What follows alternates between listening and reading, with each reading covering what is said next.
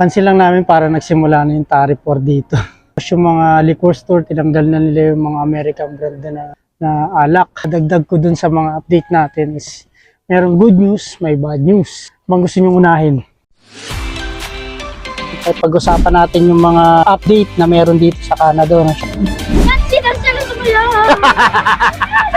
Hi guys, dito nga pala kami sa one of the tourist spot dito sa Saskatoon. No? Dito nga pala sa Canada pag family day.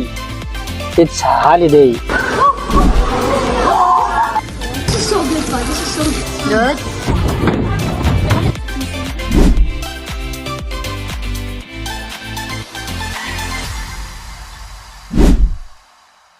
And guys, at dito kami ngayon sa dental house, no? At susunduin ko yung mga anak ko. Kasi nga tapos na sila mag-dental. Iniwan ko lang sila kanina. Tara, let's go guys. Samahan nyo ako. Sunduin natin sila. Ayan guys. At ay, kanina pa na sila nag-aantay yata dun. Tapos, how's your teeth? Good? He said next time they have to Take out one? Maybe I need to go up. And guys, umakyat doon kasi baka may explain sa akin yung doktor para malaman natin kung ano yung dapat gawin doon. Kasi kailangan explain yun sa parents eh. Yung adjustment para sa ngipin nila, baka meron sasuggest na pwedeng gawin. Tara, punta tayo sa taas. Hindi na sana ako akyat eh. At makapagpasalamat din tayo kay ate. At nantayin yung mga anak ko. Siniwang ko eh. Mga malalaki naman na to. Mga binata naman. Okay guys, let's go. Punta tayo. And guys, umakyat tayo sa taas, no? Sa dental, sa lobby kay ate. Kinausap ko na siya doon. Kung ano yung mga adjustment kay Alex. May bubunutin nga daw ipin. Kasi yung ipin niya ay parang ipin ko nung bata ako. Kasi yung ipin ko no, nabuhay sa sinulid. Laking sinulid yung ipin ko eh.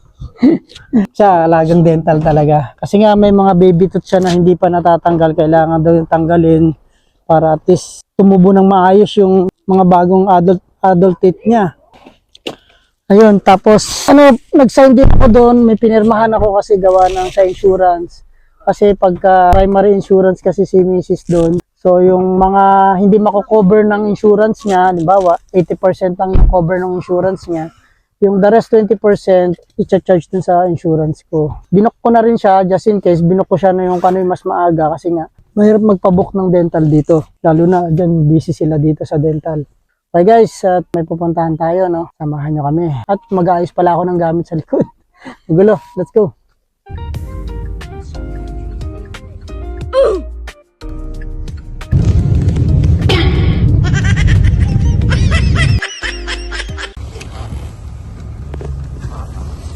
a roll of cards. Wait, she's here.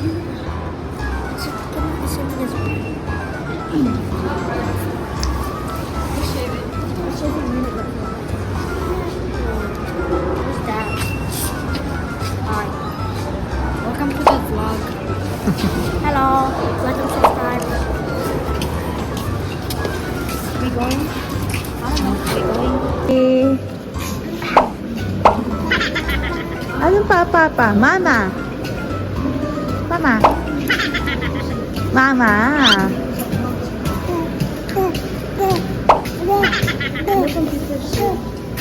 Guys, nakita nyo si Yar, kala mo para akong inantay sa arrival ng airport.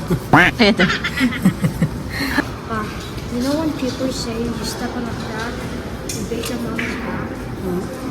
You step on a block, you break your father's back.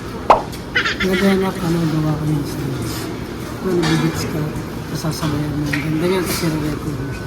Ako dati nag-gitar ako, nare-record ko. Also the guitar. I learned how it works. Oh, there's down to it.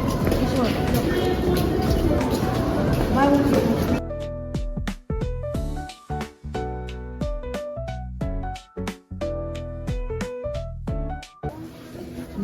Guys, pwede din kayo dyan, marami pa dyan. Ayun guys, Oh, that's for girl. mag-move daw sila so $10 or less than. No pa? Nakuha ko na ng isang photo. Ang ganda oh. Ito, ang ganda. Boss. Ay, ano, ganda oh. Like a Bart Simpson. Oh, you're Bart Simpson. I want, wait, this is my size. Oh.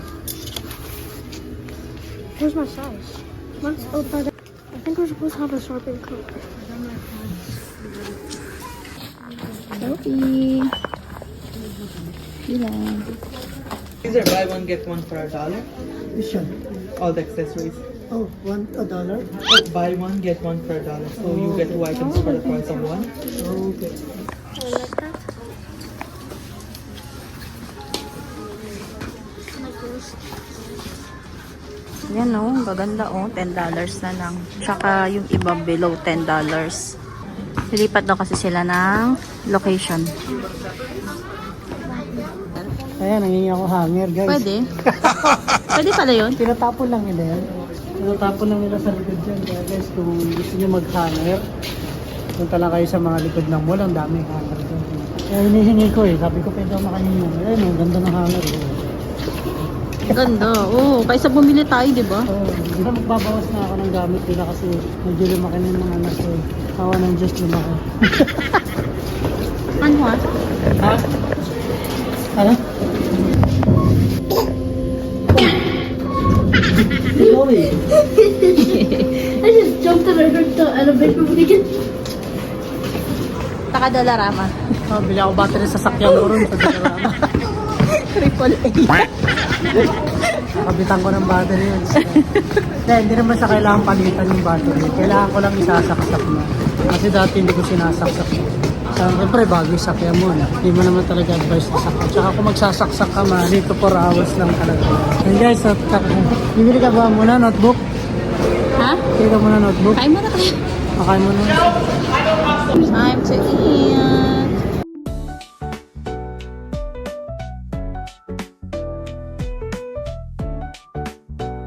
Wala sa mashed potato.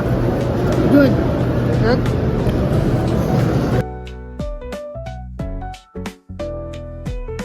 What you have? NW? A&W. Burger and fries? Yes, sir.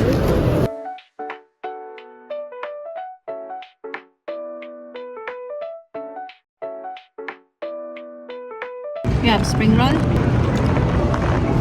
Yun guys, tapos lang namin sa mall, no? Namili lang kami kasi nga yung mga jogger ng mga anak ko medyo butas na. Ang madalas na bubutas dyan sa mga bata na jogger, yung part ng sa tuhod. Guys, at kami naman ay pupunta sa dollar store, no? Bibili lang kami ng notebook para kay mama. Gagamitin niya sa school niya. Guys, dito kami sa Dollarama. Dati pag binabanggit pa ng mga bata yung bumili pa. Yan ang alam nilang banggitin dating mga pinupuntahan namin. Yan, Dollarama, Walmart, Superstore. Kuha lang ako ng... This every. One for like a step. The next day, Gusto ko sa sakyan mo, sarap mo.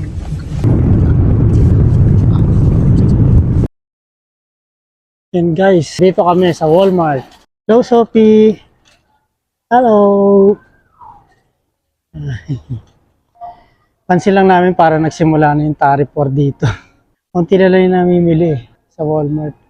Tapos yung mga liquor store, tinanggal na nila yung mga American brand na alak. Kasi pag bumili ka rito sa liquor store, mapapansin mo doon yung nakaselection yung mga brand ng alak. Merong Australia, France, US. Sa US section, tinatanggal na nila.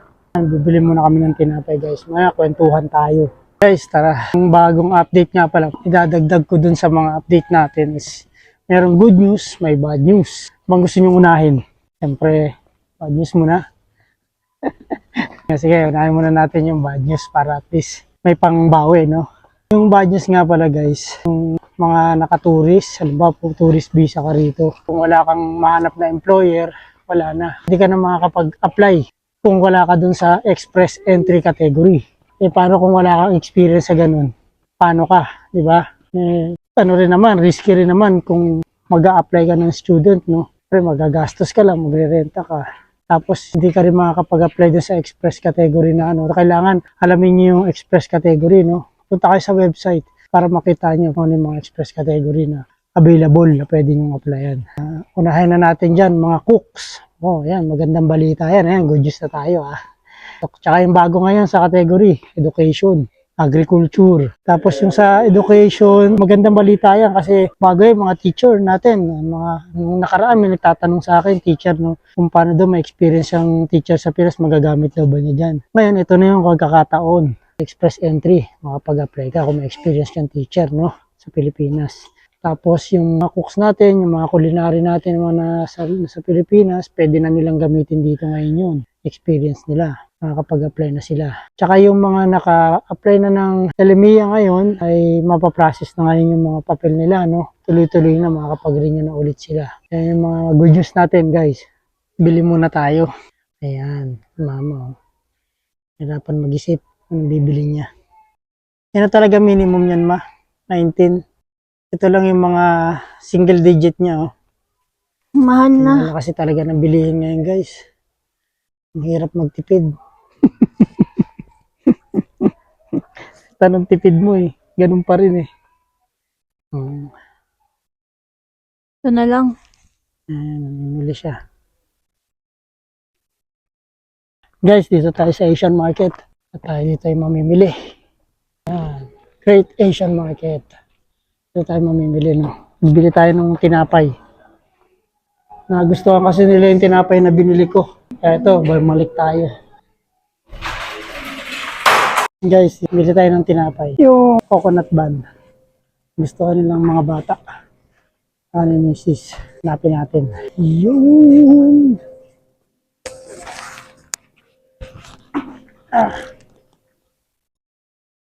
Tayo ng coconut bun. Oop, magpapansit ka ba, ma? Magpapansit. And, okay, bili tayo. Coconut bun. Ano hawak mo, ma? Gatas. Sophia. Baon. Okay, guys. Tapos lang namin doon magpunta sa Asian market. Eh. Namili kami ron. Siyempre, ano gagawin mo ron? Gastos ka talaga ron. Nga, yung pinag-uusapan natin kanina pa, no? Sa mga magtuturist visa dito ba? Ano ba yung magtuturist visa dito na ano bang merong update doon? Ano, kumbaga, parang sinasabi nila na kung halimbawa gusto mo pa rin i-pursue yung Canadian dream mo, yung gusto mo pa rin talagang pumunta dito, hindi na advisable yung magtuturist visa ka or pupunta ka dito as student visa kasi nga sa sobrang dami nga ng mga pagbabago, 'di ba nga naka-hold ngayon? So hindi na siya guarantee na kapag nakapasok ka dito as student visa or tourist visa, makakapasok ka or makakwalified ka as permanent resident. So ang sinasuggest nila is kung gusto mo pa rin siyang i-pursue na dito tumira sa Canada, may mga list of jobs na ang program is permanent resident ka agad kapag natanggap ka ng employer mo. So, so isa sa mga dinagdag nila ngayon is yung sa education nga kagaya nung sinabi mo ngayon. Tsaka yung sa food industry, yung mga cook, mga chef, ganon. Magandang balita yung sa ano na yung sa education kasi bibihira yun eh. Oo. Kasi di ba nung nakaraan yung nag-message sa atin yung teacher kung paano daw ba siya pag nag-visitors ba siya or nag-apply siya, magagamit daw ba niya yung pagiging teacher niya diyan, di ba? So ang maganda diyan, kahit na nasa Pilipinas sila, pwede nilang i-visit yung website. Tapos hanapin nila yung program, parang hindi ko sure kung anong per province kasi minsan may mga binubuksan sila na program, halimbawa kagaya nung nakaraan 'di ba sa agriculture. Sa Saskatchewan nagbukas sila, 'di ba? So ngayon, ang alam ko, yung program for education na dinagdag nila is para sa lahat ng province. So pwede silang mag-ano doon sa canada.ca, may list doon. Tapos kung gusto nila mag-apply, halimbawa for education, pipindutin lang nila yung link na education. Tapos mare-redirect sila dun sa site kung saan pwede silang mag-apply. Ngayon, kapag natanggap sila ng employer, pagdating nila dito, landed as permanent resident na ang status nila. Kasi yun express entry na tinatawag. Ano? Oo. Kaya siya tinawag na express entry. And guys, nagpagas tayo, no? Tayo nagpagas sa Petro Canada. Canada made. Canada owned made, no? Tama ba? Buy local tayo ngayon. Kasi, yun naman yung tariff war, di ba? Sabi ko nga kayo. Kaya kailangan supportahan natin yung mga local product natin yan para sa economy. And guys, maraming salamat, no. Yun lang yung nabigay naming update ngayon. At least kahit papano yung mga may gusto pa rin mag Canadian Dream, kasi marami pa rin nagtatanong sa amin. Sa healthcare pala, meron din pala nung tinignan ko yung website nung last time, yung sinend mo sa akin link, hindi na siya available, wala na. Ngayon, nag-open na naman sila dun sa express category sa healthcare na yun. Okay guys, maraming salamat, no. Sana nabigyan namin kayo ng konting updates. Thank you so much! And don't forget to like, share, and subscribe. Bye-bye!